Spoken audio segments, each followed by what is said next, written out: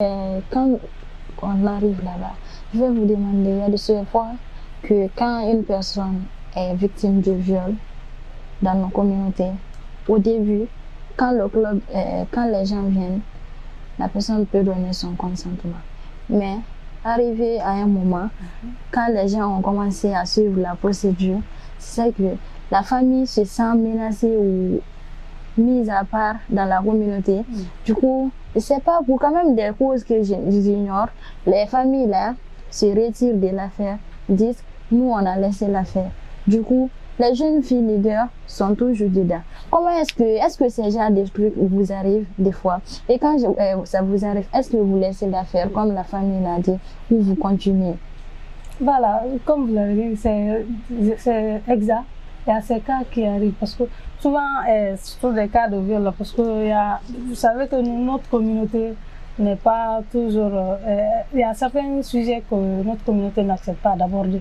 On prend toujours certains sujets comme des sujets tabous. Donc, quand ça arrive, dans les premiers temps, là, on peut nous appeler et qu'on nous signale. Maintenant, quand on vient, il y a souvent les parents de la victime qui résistent. Ils ne veulent pas que l'affaire soit publique. Donc, comme ça, ils résistent et ils se retirent. Mais maintenant, quand surtout ces cas comme ça, là, vous savez quand même que le viol, c'est un crime. C'est un crime. C'est considéré par la loi guinéenne comme un crime. Ouais. Donc déjà, si nous, on est saisis, on ne lâche pas l'affaire. On continue. C'est ce qui fait aussi un peu la particularité du club des jeunes filles de la Guinée. Souvent, il y a ces cas qui arrivent, peut-être que vous êtes témoin, même si les victimes résistent, mais nous continuons avec pour que la justice soit faite. Parce que ce sont des violations vraiment des droits de l'homme, surtout particulièrement les femmes et les filles.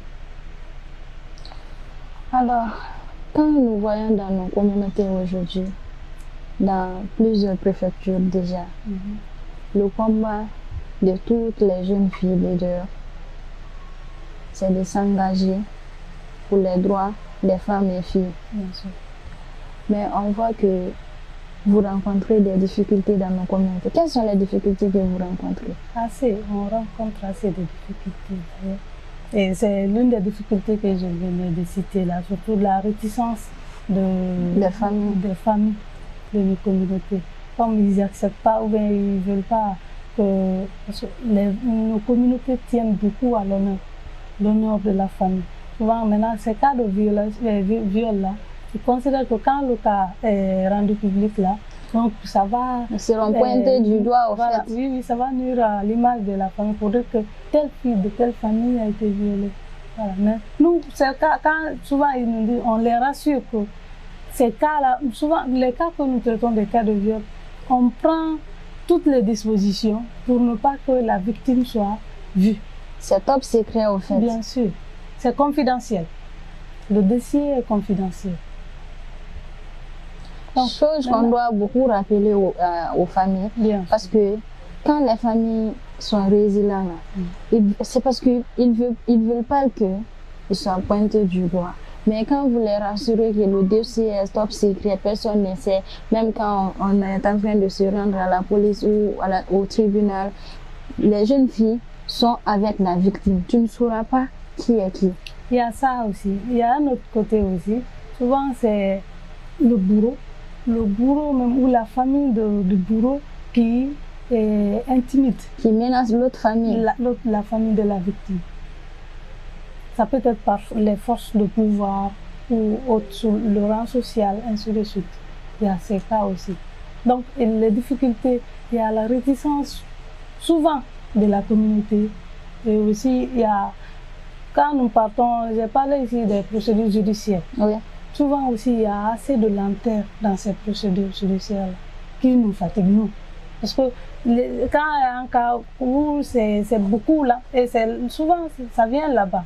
Quand c'est beaucoup là, ces familles résistent, se retirent.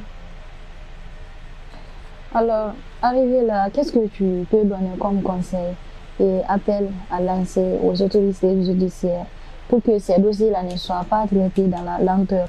Parce que le viol, quand même, c'est un crime. C'est un crime. C'est un dossier qui doit être rapidement traité. Bien sûr.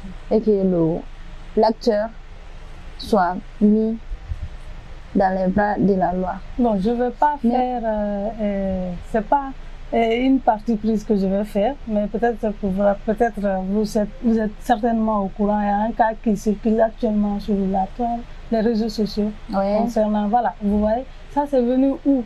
C'est dans la lenteur de procédure judiciaire. Le régime même, des fois, il rejetait ça. Ouais.